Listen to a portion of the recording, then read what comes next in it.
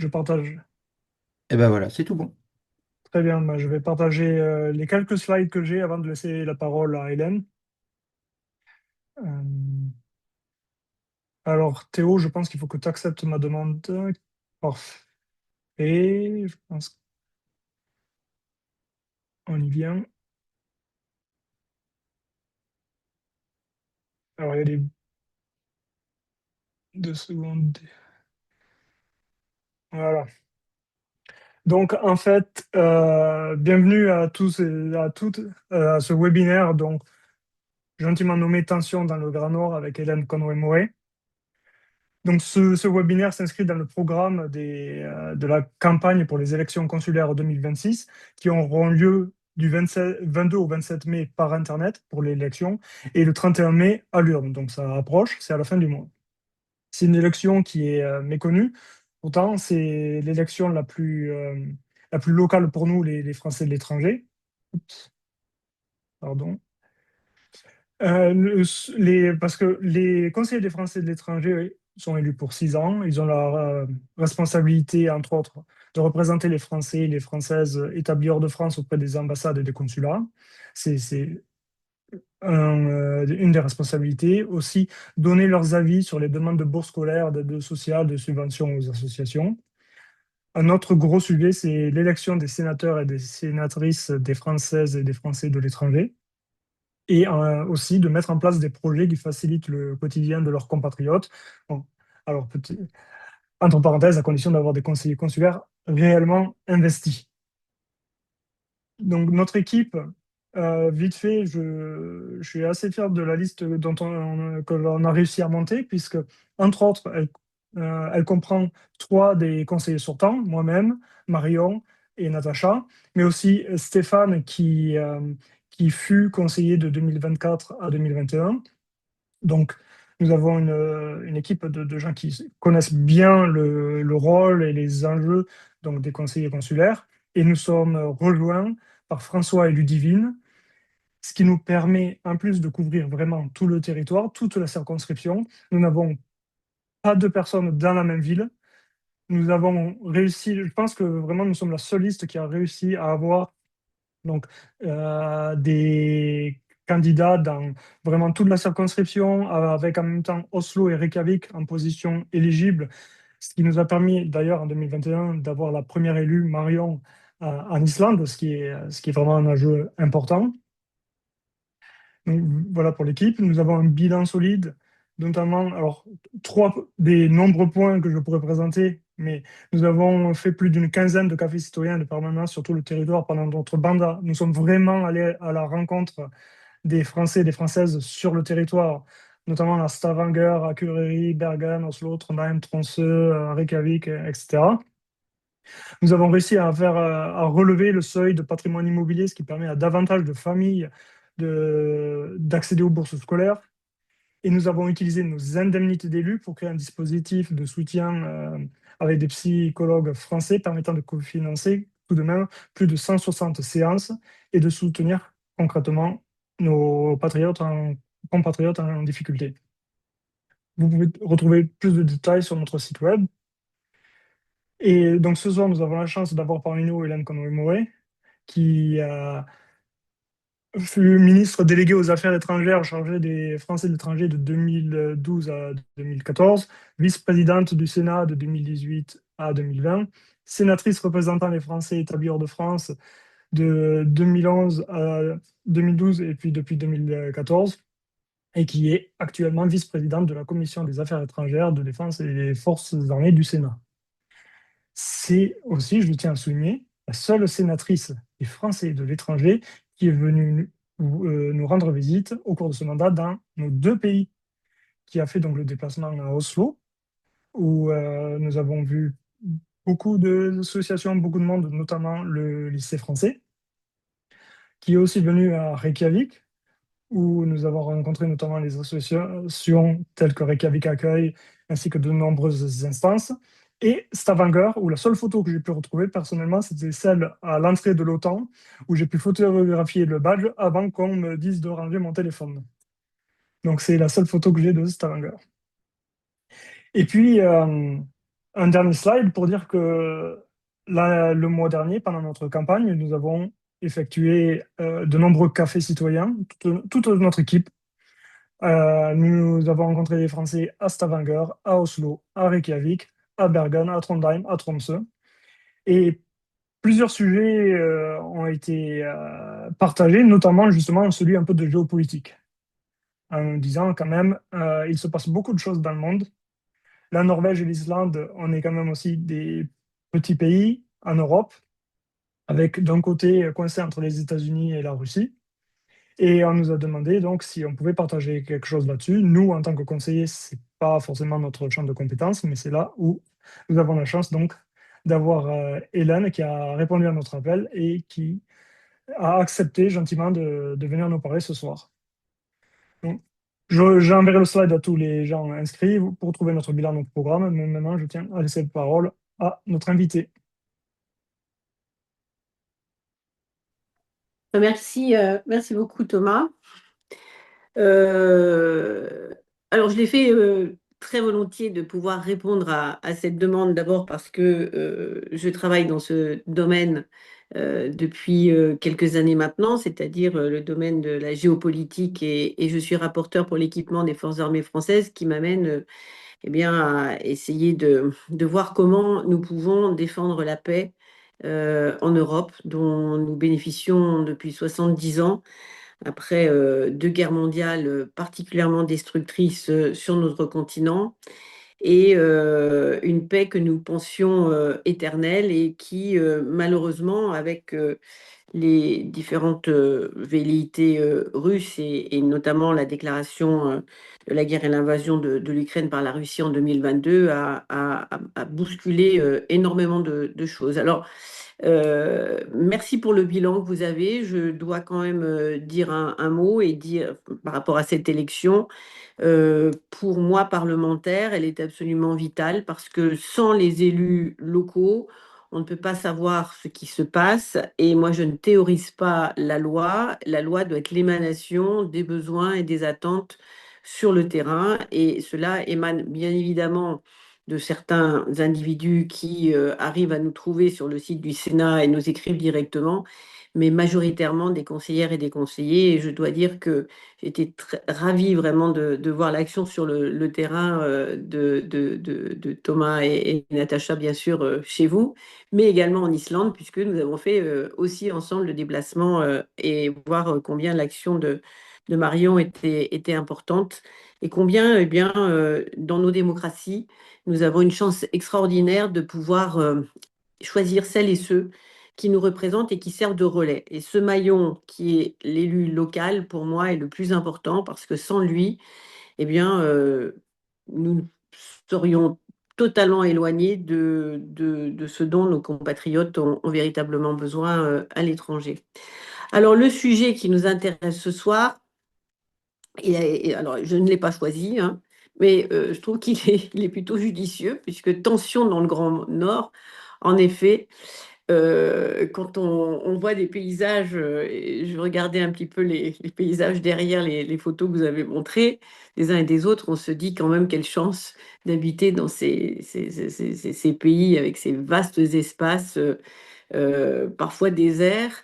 Et ce fut un espace pendant très très longtemps en fait de coopération stable parce que eh bien il n'y avait pas d'enjeu, il n'y avait pas de compétition ni géopolitique, ni militaire, ni énergétique, ni économique, et tout cela a basculé. Tout ça a basculé essentiellement avec la guerre en Ukraine et puis une accélération eh bien, des rapprochements, des jeux géopolitiques, où on a vu quand même des pays qui n'étaient pas membres de l'OTAN en Scandinavie, notamment la Finlande, où il y a 6 ans de cela, non, un peu plus maintenant, oui, peut-être 10 ans, on va dire 10 ans, j'avais rencontré des responsables à la fois militaires et dans la défense qui m'avaient dit, juré que jamais la Finlande ne rentrerait dans l'OTAN. Bon, ça, c'était leur histoire avec la Russie. D'ailleurs, je vous invite à lire un livre absolument merveilleux qui s'appelle Les guerriers de l'hiver et qui retrace eh bien, l'attaque de la Russie contre la Finlande en 1939 et comment les Finlandais se sont défendus. Mais on voit aujourd'hui comment les Russes se comportent en Ukraine et toutes ces années plus tard, eh bien, les choses n'ont pas beaucoup changé dans leur mode de fonctionnement, malheureusement. Donc aujourd'hui, nous avons en effet des facteurs, je crois que sont au nombre de trois, qui expliquent cette bascule donc d'une zone de stabilité à une zone de tension réelle. D'abord, il y a le changement climatique qui a fortement accéléré, bien sûr, la fonte des glaces. Et je pense que vous êtes les premiers à voir un petit peu ce qui se passe chez vous, avec l'ouverture de routes maritimes et puis un accès facilité aussi à des ressources énergétiques et minières auxquelles auparavant les pays ne pouvaient pas aspirer. Ensuite, le deuxième facteur, je dirais, c'est le retour des logiques de puissance avec l'agression russe, ce besoin un petit peu impérialiste, et puis également les tensions entre les Américains et les Chinois aujourd'hui pour eh bien, s'imposer au niveau du leadership du monde. Et puis, nous avons un troisième point, je dirais, qui est donc la guerre en Ukraine avec une rupture de la coopération que l'Europe avait avec Moscou et une paralysie partielle, pas complète, et je vais vous expliquer pourquoi, du Conseil de l'Arctique. Et ce Conseil de l'Arctique est un conseil important qui fait que eh bien, ce sur quoi il était basé, c'était une coopération essentiellement basée sur de la recherche sur l'environnement, le climat, le développement durable, aussi en matière de coopération entre les populations arctiques, et ça c'est très important. Et c'est un conseil qui a été créé en 96 et qui réunit 8 États arctiques. Bon, la France n'en fait pas partie, bien évidemment, mais je vous dirais dans un dernier temps pourquoi la France aussi s'intéresse à ce conseil. Enfin, je peux vous le dire d'ailleurs tout de suite, c'est parce que nous avons, dès les années 60, établi des centres de recherche dans cette partie du monde, d'ailleurs au nord comme à l'extrême sud également, où nous avons des scientifiques français qui se sont intéressés très très vite aux deux pôles.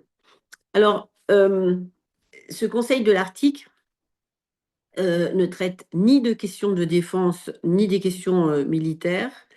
Et donc, c'était finalement un espace stable, je reviens à ce terme-là, mais je pense qu'il est important, de dialogue entre à la fois les Européens, voire les Occidentaux, et la Russie. Alors, pourquoi on parle de paralysie partielle? C'est parce que après donc l'attaque russe en février 2022, eh bien, les 7 pays occidentaux ont stoppé leur coopération avec la Russie. Enfin, ils ont gelé finalement tous les échanges qui pouvaient avoir lieu. Et sur la coopération scientifique, cela ne s'est pas enfin, arrêté complètement. C'est parce que la Russie a un rôle absolument éminent à jouer de par sa présence et l'énorme frontière finalement qu'elle peut avoir. Et donc, un certain nombre de recherches continuent à évoluer et on a besoin des Russes pour cela. Mais enfin, on va dire le fonctionnement du Conseil s'est fortement dégradé. Alors, on a comment, des coopérations très ciblées qui subsistent, notamment sur la météo, la sécurité maritime et l'environnement. Mais tout ce qui relève des réunions politiques de haut niveau, tout cela, bien évidemment, a été rompu, tout simplement parce que la confiance aujourd'hui entre les Européens et la Russie, malheureusement, est complètement tombée. Voilà, donc ça c'était pour le conseil. Je pensais que c'était important d'en parler pour vous montrer que eh bien, cette région n'est peut-être pas très très peuplée, mais en même temps, aujourd'hui, avec tous ces enjeux convergents, eh bien, fait que, il y a un intérêt particulier et renouvelé, et notamment de confrontation entre les grandes puissances. Alors, je vais peut-être me concentrer très très rapidement parce que l'idée c'est de répondre à vos questions ou que vous puissiez vous-même développer, je pense notamment à Marion qui peut parler de l'Islande. Euh, je vais simplement vous dire un mot peut-être sur le Groenland, puisqu'il a été au cœur quand même de nos préoccupations et d'une tension accrue avec les États-Unis.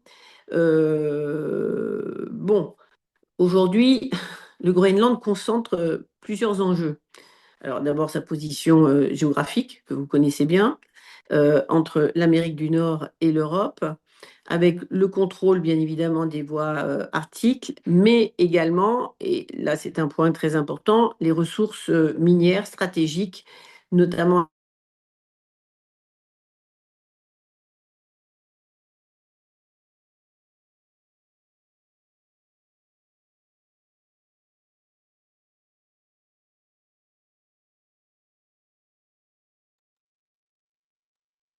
Alors, il me semble qu'on a perdu Hélène, on est bien d'accord, hein? Oui. Oui. Oui, d'accord. Alors, je vais la prévenir par message que l'on l'a. Euh, Pardon, Ah, il y a oui. quelqu'un qui veut parler? Non, Ça Hélène, a en fait, coupé. ça a coupé, on t'entendait plus du tout. Ah, pardon. Donc, si tu peux reprendre là où tu en étais il y a 30 secondes. Je ne sais plus où j'en étais. Je disais simplement Sur le donc le Groenland et les Groenland. ressources minières. Con- ah oui, les ressources minières, notamment les terres rares. Et également parce que l'espace est très très pur, enfin l'atmosphère est très pure, et donc pour tout ce qui est capacité militaire et spatiale, c'est un endroit absolument privilégié de surveillance, voilà, pour pouvoir avoir des engins qui surveillent l'espace, voilà. Peut-être vous dire quand même que les Américains sont présents depuis la Seconde Guerre mondiale, puisque c'est en 1941 qu'ils ont conclu un accord de défense avec l'ambassadeur de Danemark à Washington, et que en fait, ce territoire est devenu de facto un protectorat américain et en 51, le Danemark et les États-Unis officialisent la présence militaire américaine au Groenland. Ils l'ont d'ailleurs appelé la base militaire de Thulé, qui est devenue une base américaine. Donc, elle a conservé d'ailleurs jusqu'en 2023, parce que eh bien, les Américains en avaient besoin durant la guerre froide.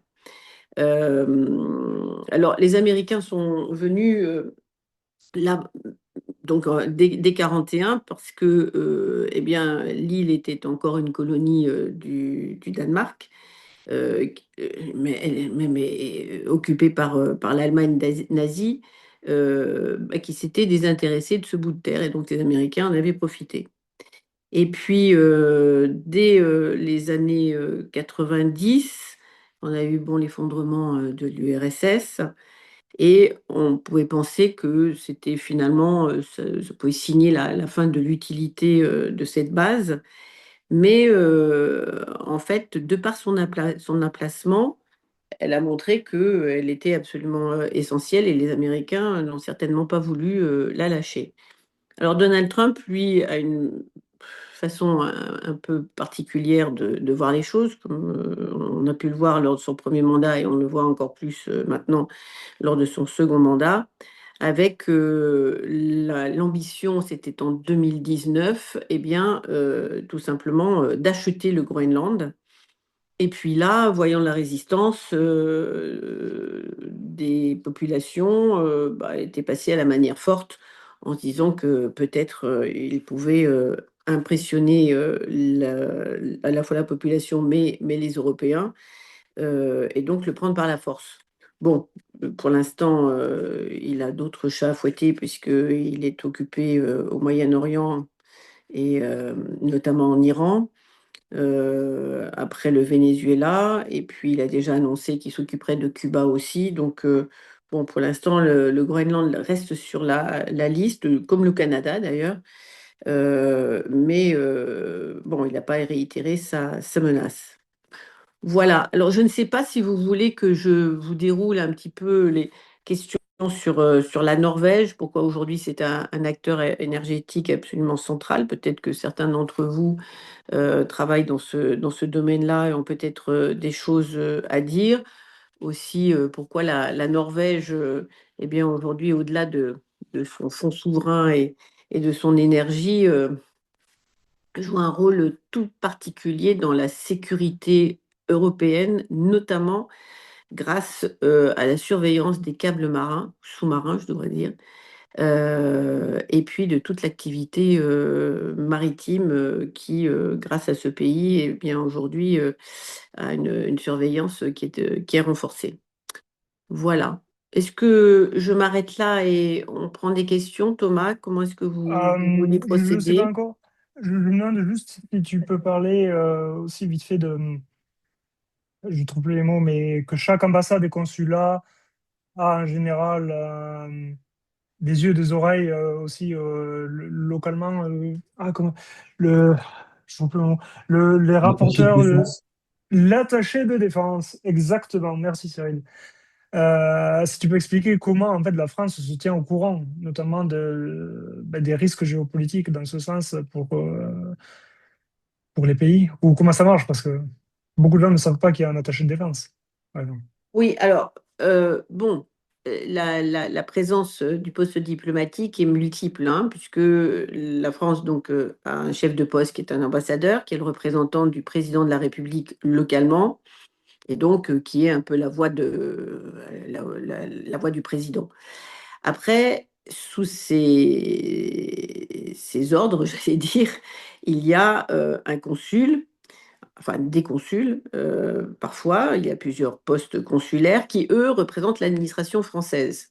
Et dans l'administration française, il y a le service des affaires sociales, il y a le service économique, il y a le service culturel, il y a le service enfin, qui est lié à l'éducation euh, et notamment la coopération avec le pays pour l'enseignement du français. Et puis, dans certains pays, en effet, il y a des attachés de défense. Et l'attaché de défense est un militaire, un gradé, qui a pour mission eh bien non pas faire de la surveillance ou de l'espionnage, parce qu'on va dire que voilà, on est là avec des oreilles, des grandes oreilles et des jumelles, c'est pas du tout ça. Nous sommes présents pour eh bien, échanger des informations avec le pays allié, parce que nous avons bien évidemment des attachés de défense là où nous avons souvent d'ailleurs des accords de défense, c'est-à-dire un accord de défense, eh bien, c'est de dire que eh bien, on va se céder mutuellement en cas d'attaque. Aujourd'hui, on en a l'exemple, par exemple, avec les Émirats arabes unis, où la France, dès l'attaque, les premières attaques iraniennes contre les Émirats, eh bien, ont envoyé des avions. Donc, les Français se sont demandé pourquoi est-ce qu'on portait secours à ce petit pays. Ben, tout simplement parce que nous avions signé un accord de défense qui disait très explicitement eh bien, que la France se porterait au secours de ce pays s'il devait être attaqué. Et donc, c'est ce que nous faisons.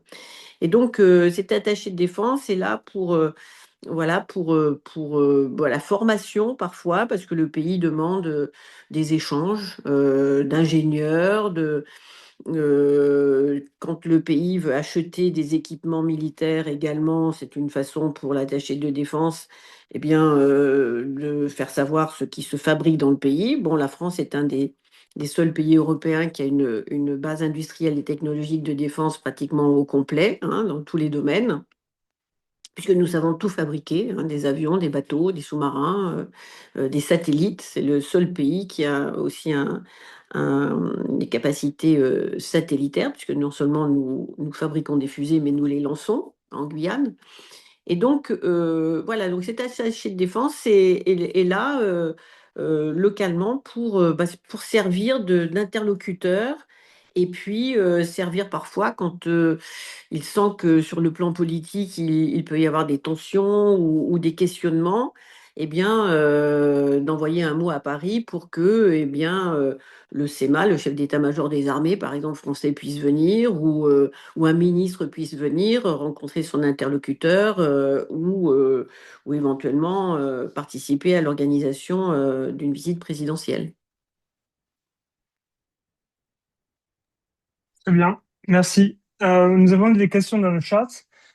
Ici, la première question de Hussein n'est pas du tout liée aux tensions dans le Grand Nord, mais sur le conflit israélo-palestinien. Ce que soit je peux te la lire et répondre, ou soit je propose en fait que je te donne l'email de Hussein, comme ça, pour y répondre plus tard. Comme ça, on peut passer aux questions qui concernent D'accord, il y a pas de notre problème parce que, circonscription.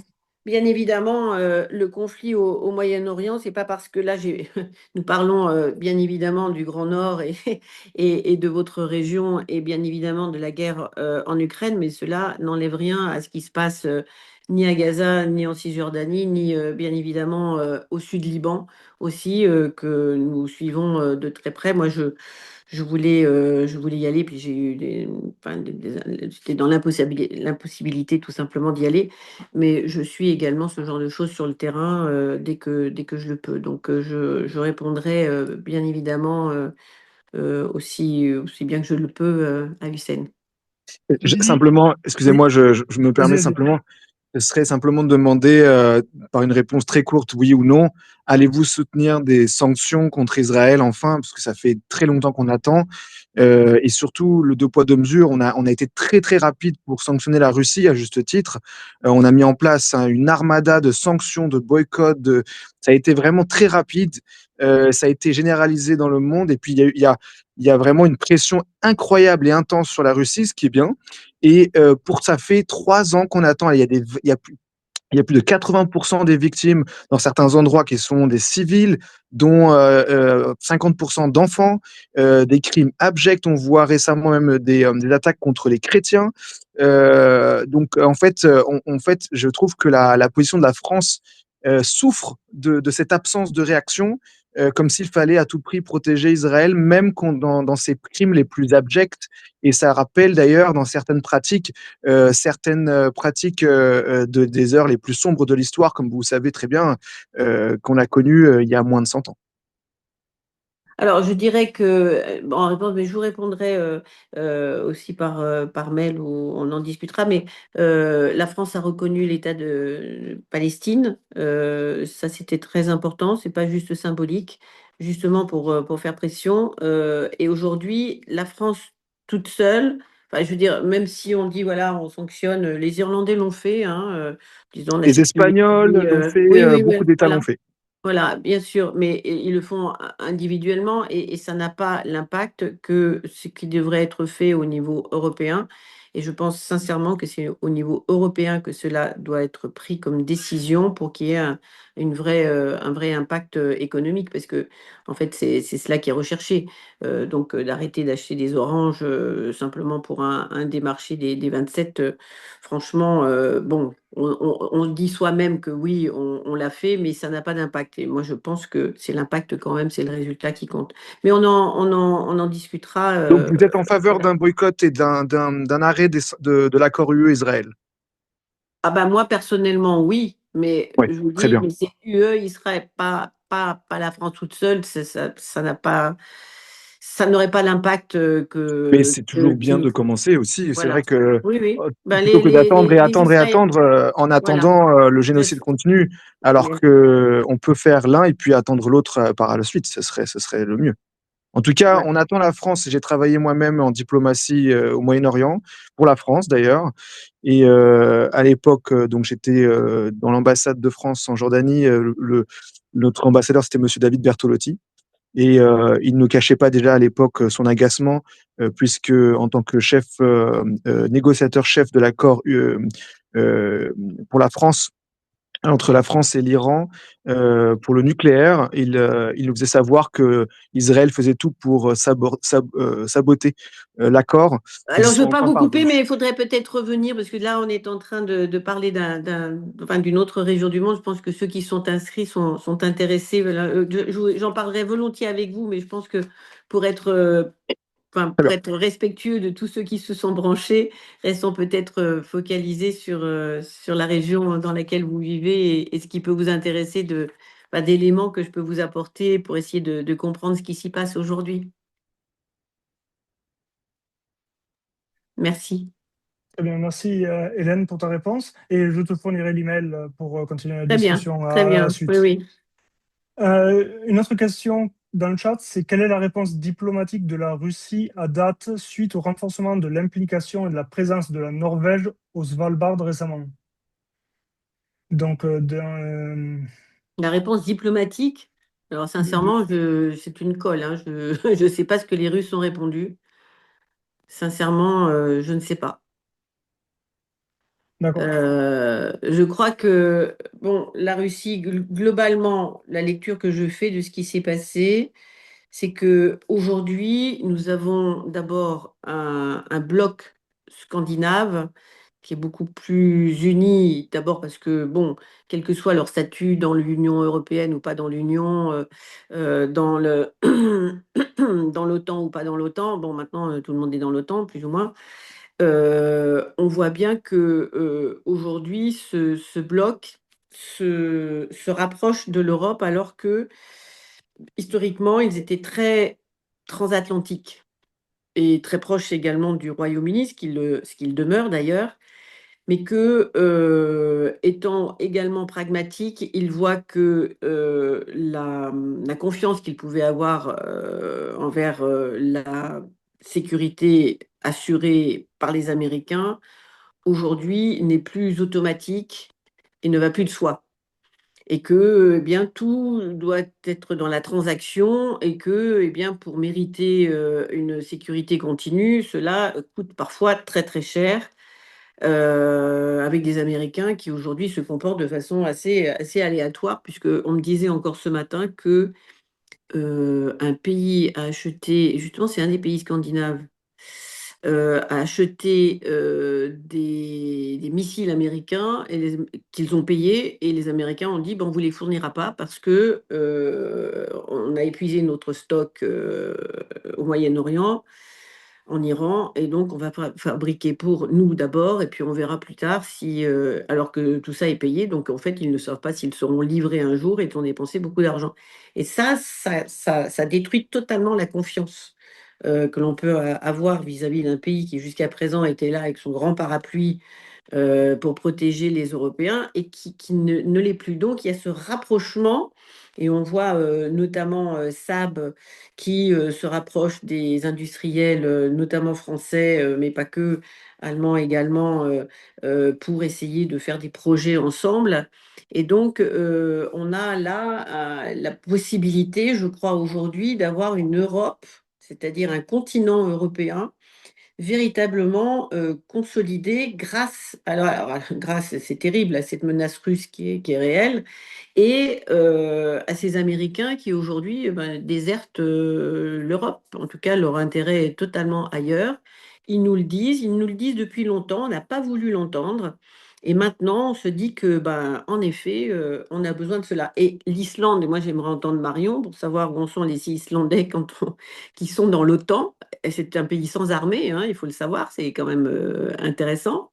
Mais c'est un des membres fondateurs de l'OTAN et aujourd'hui qui joue un rôle extrêmement important de par sa localisation géographique, mais qui eh bien, a envie de se rapprocher de l'Union européenne et comme les autres qui sont rentrés dans l'OTAN, les Finlandais qui avaient juré ne jamais le faire, d'avoir des Islandais enfin, qui rentrent dans l'Union européenne, dans la grande famille. Donc, vous voyez, on peut aujourd'hui envisager cette Europe si nous savions arrêter d'être en concurrence les uns contre les autres et finalement eh bien de nous dire que nous sommes en capacité de nous réunir et c'est là notre force. C'est là finalement que nous pouvons avoir d'abord une autonomie vis-à-vis des autres, une certaine souveraineté que nous pouvons défendre, et bien d'avoir une sorte de fermeté sécuritaire, parce que moi je crois fondamentalement à la dissuasion, et je ne parle pas là de dissuasion nucléaire, mais à la dissuasion vis-à-vis d'un pays qui a des velléités, notamment auprès des pays baltes, ce que tous les services de renseignement semblent nous dire aujourd'hui, et de dire, ben non, si vous touchez un de ces petits pays que vous pouvez envahir en quelques heures, c'est l'ensemble du continent européen qui réagira. Et là, ça peut être dissuasif, et je crois qu'on peut éviter une guerre, parce qu'une guerre, comme vous le savez, se déclare, on ne sait jamais quand elle va s'arrêter, on dit toujours qu'elle va être courte, et puis des années plus tard, les gens meurent, et Hussein avait tout à fait raison tout à l'heure de rappeler que ce sont les civils aujourd'hui qui meurent. En Ukraine, ce sont des civils aussi qui meurent, hein, parce que les armes ne ciblent pas simplement des infrastructures ou des militaires qui sont en face. Merci Hélène. Et justement, Marion me parlait quand on était en Islande pour le café citoyen, aussi c'est une question qui est revenue. Il y a Tu as parlé du Groenland et du fait que Trump avait ses yeux dessus. Et moi, ce que j'ai ressenti des discussions, c'est qu'en Islande, ils se demandent et si jamais Trump prend le Groenland, qu'est-ce qui nous arrive à nous, d'une Hum, part. Et sachant qu'en août 2026, il y a un référendum en Islande pour savoir s'il y a reprise des négociations, oui ou non, pour l'adhésion à l'Union européenne. hum. Est-ce qu'il y a donc un vrai... Enfin, Marion, tu me dis si, Enfin, si Marion pourrait les enjeux... lui Ouais. répondre, je pense, à cela, parce que c'est vrai que nous, on suit ça de très près. Parce qu'avec les Britanniques qui sont sortis, ça fait quand même un gros trou dans cette famille européenne de projets européens. Il faut jamais oublier que le projet européen, c'est un projet qui est basé sur la paix et le maintien de la paix sur le continent. Hein, c'est ça le projet européen de l'Union européenne. Après, bon, pour faire en sorte bien que on ne se bagarre pas, ben, il y a des échanges économiques qui créent des interdépendances. Et quand on est interdépendant, ben, on tape pas sur son autre moitié. Là, il y a Mais un micro qui est ouvert. Ouais. en fait, moi, Du coup, tu t'es mute, Marion. voilà. J'avais une question pour toi, Hélène, à ce propos, avant ça. C'est qu'il y a une coalition militaire qui s'est mise en place après l'invasion de l'Ukraine et qui comprend donc le Royaume-Uni, la Norvège, l'Islande. On se demande pourquoi, parce que l'Islande n'a pas d'armée, mais elle fait quand même partie de cette coalition militaire. Le Danemark, la Suède, la Finlande, l'Estonie, la Lettonie, la Lituanie et les Pays-Bas. Est-ce que tu sais pourquoi la France ne fait pas partie de cette coalition militaire? Est-ce que on a parce que là évidemment c'est des pays qui sont peut-être Mm. euh, plus au nord de l'Europe. Est-ce que c'est la raison pour laquelle la France n'en fait pas partie? Je crois que ceux que tu as nommés, enfin, je ne les ai pas tous retenus, mais ont tous une frontière avec la Russie. En fait, ce qui se passe en Europe aujourd'hui, c'est qu'il y a énormément de coalitions qui se mettent en place pour des raisons particulières. Là, ce que tu viens de nommer, pour moi, j'ai l'impression, c'est ceux qui ont des frontières peut-être Non, parce que avec la justement, Russie, non? il y a Ça l'Islande, le s'appelle la Danemark. Joint Expeditionary Force Ah oui, oui, et oui, c'est bah, tout oui, l'Atlantique Nord parce il y a le ouais, c'est ça. Royaume-Uni quand même dedans, il y a Ouais. tous les pays scandinaves, le Royaume-Uni, les Mhm. pays baltes Mhm. et les Pays-Bas. Mhm.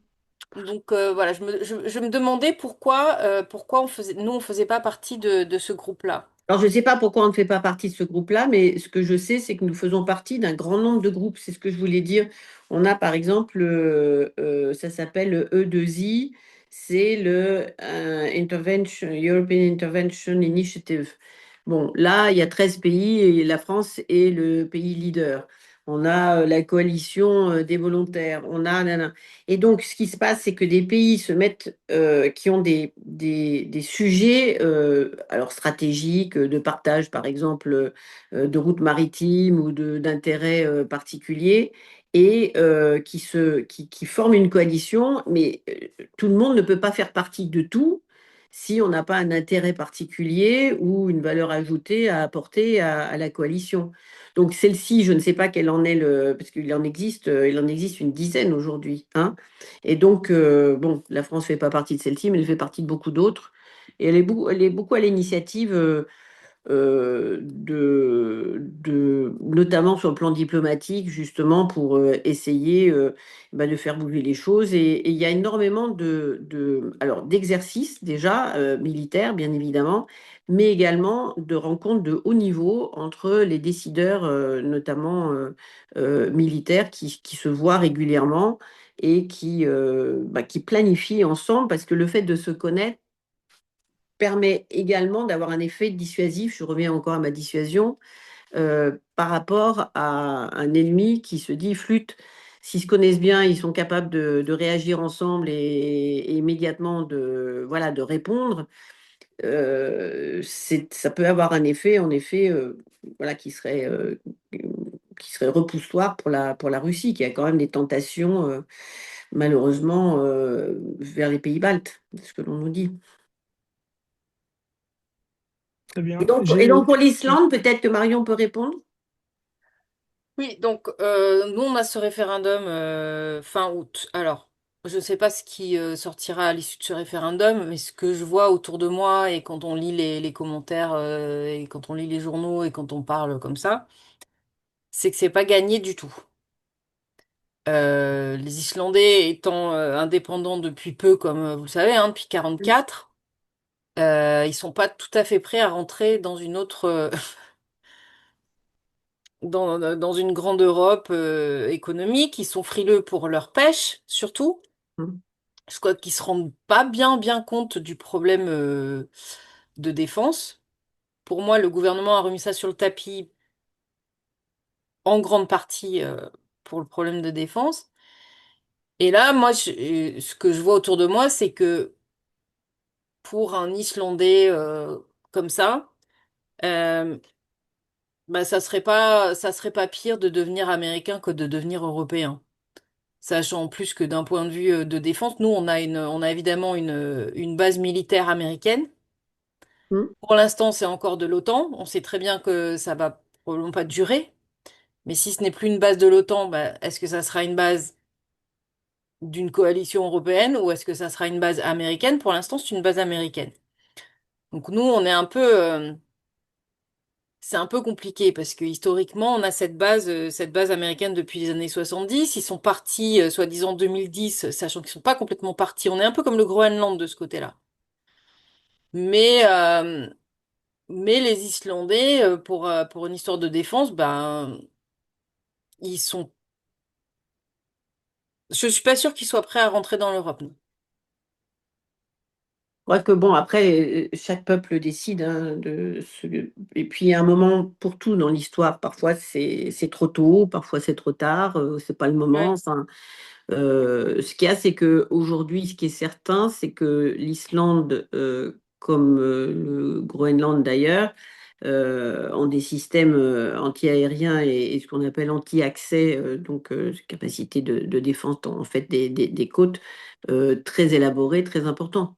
Et donc là, je crois que c'est deux points stratégiques, en tout cas, pour contrôler les accès aériens et maritimes à un moment où la Russie investit massivement, qui continue à investir dans les brises-glaces nucléaires, des infrastructures de secours, de surveillance et surtout des ports arctiques, parce qu'il faut savoir quand même que de chez eux, la route la plus, la plus droite passe par l'Islande et puis pour aller ensuite au détroit de Bering et puis avoir accès à l'océan. Donc eux sont dans cette logique-là. Donc de toute façon, ça voudra dire avoir des bateaux russes, enfin, chinois aussi bien sûr, sous-marins russes, enfin tout ça à côté. Donc voilà, Bah, c'est pas si que ça, voilà. historiquement, l'Islande, depuis qu'elle est indépendante, a des très bons rapports avec la Russie. Et Hein. donc, quand il y a eu le- la rupture avec la Russie, nous, ça a impacté notre économie euh, assez, oui, ensuite, on a aussi des rapports privilégiés avec la Chine. On a un accord de libre-échange avec la Chine.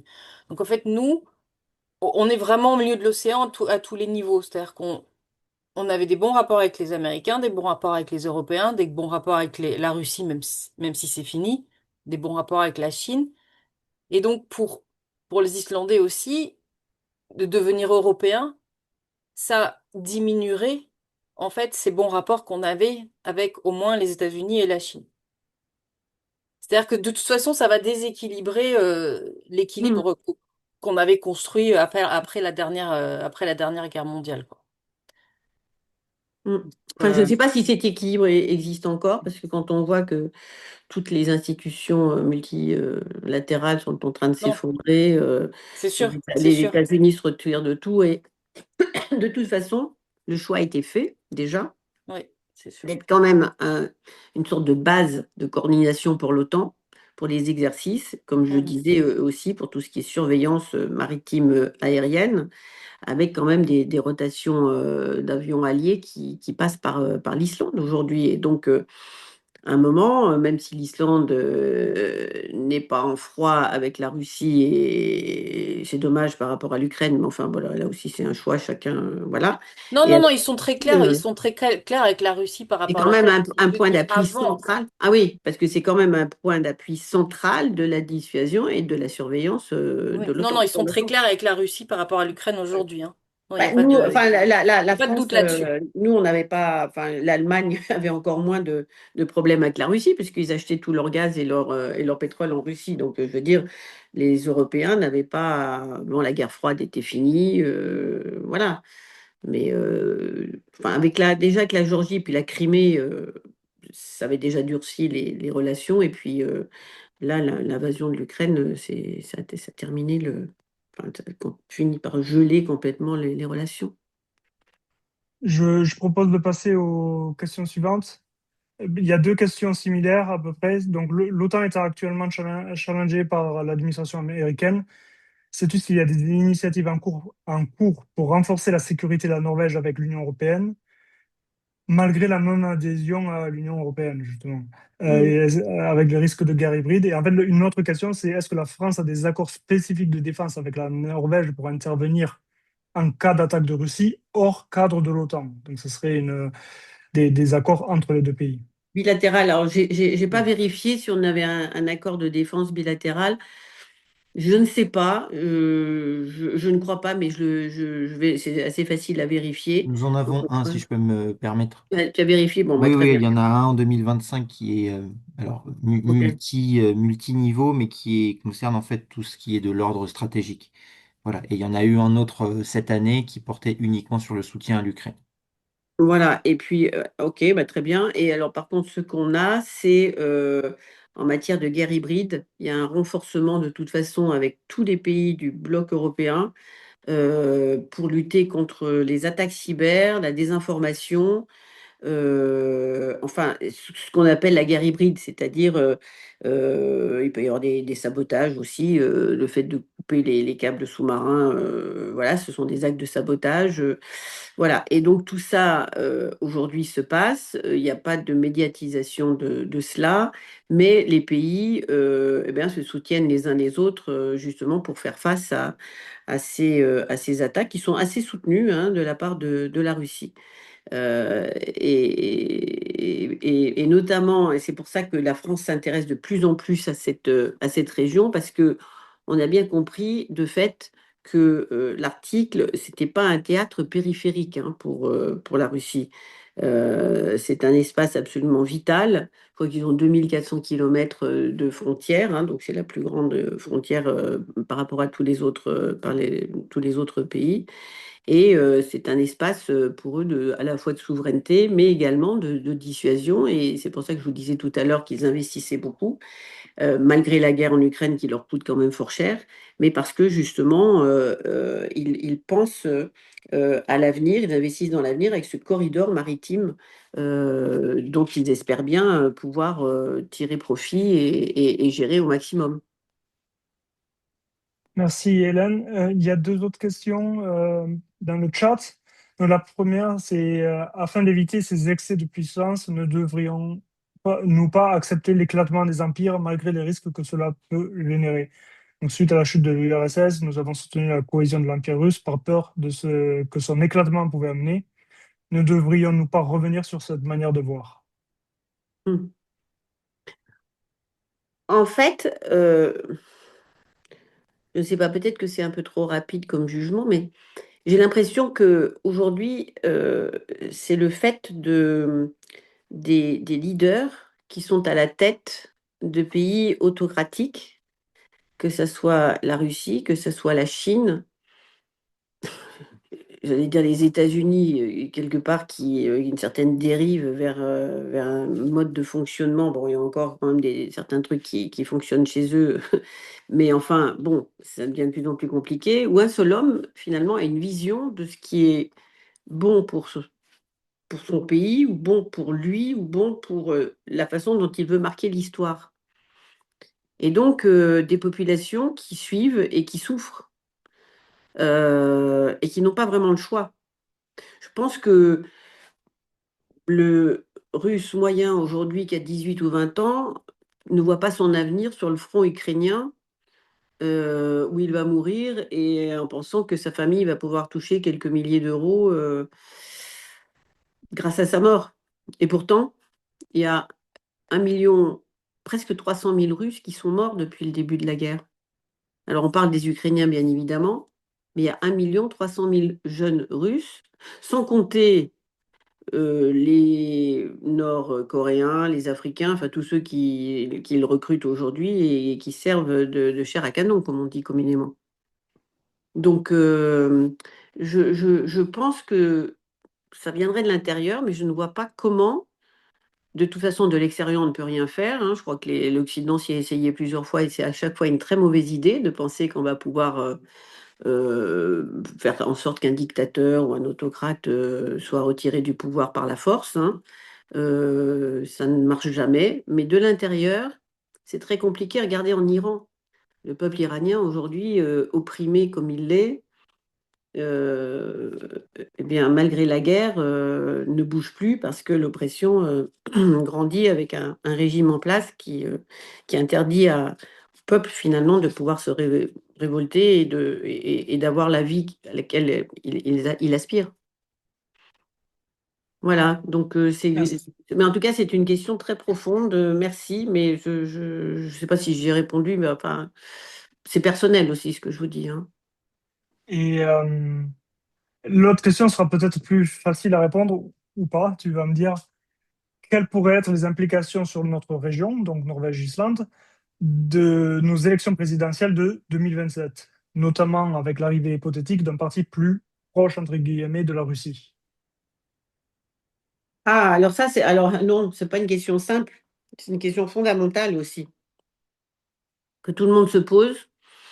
Et partout, enfin, tous les étrangers que je rencontre me posent cette question-là. Je crois que tout le monde est inquiet. Est inquiet parce que c'est bien évidemment la France pour ce qu'elle a toujours été, qui basculerait finalement dans une politique opposée à celle des Lumières, de nos valeurs, de l'humanisme, de voilà, l'internationalisme et ainsi de suite.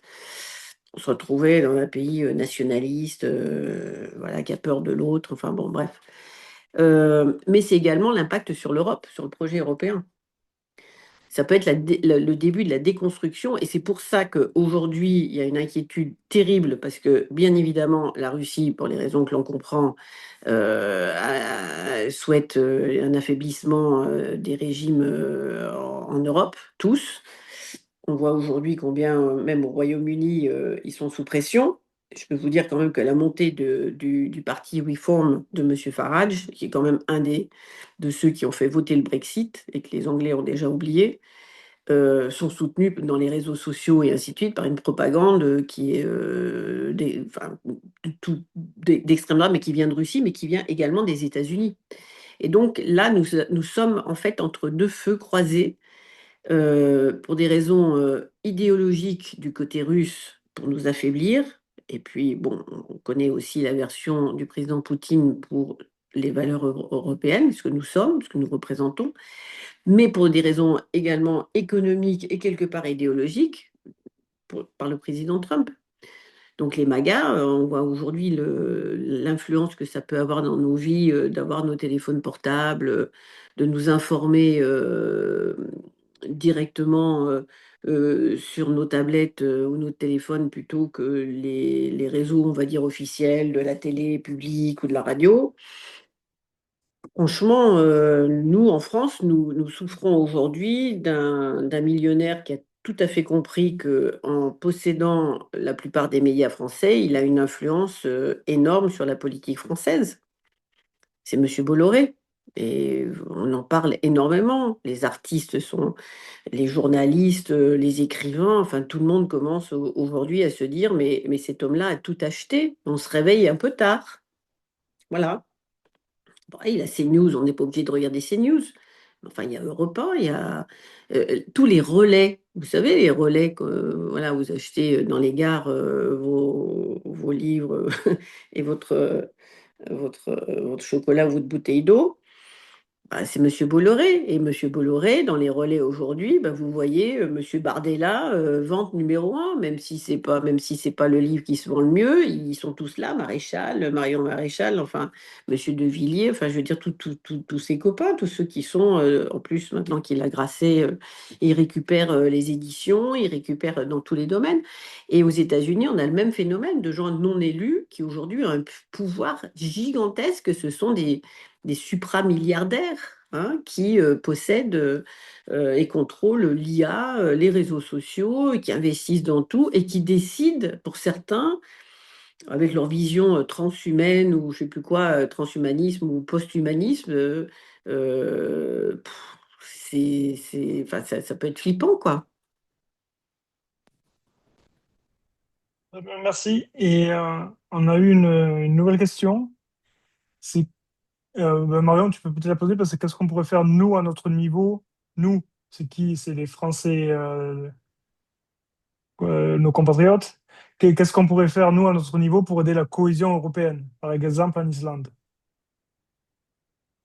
Bah, c'est peut-être de parler d'Europe pour ce que c'est. Moi, je pense que il y a eu un projet européen avec, mais qui date maintenant de plusieurs décennies. Euh, c'est comme l'appel projet européen. C'est-à-dire qu'on pense que bon, bah voilà, tout est acquis.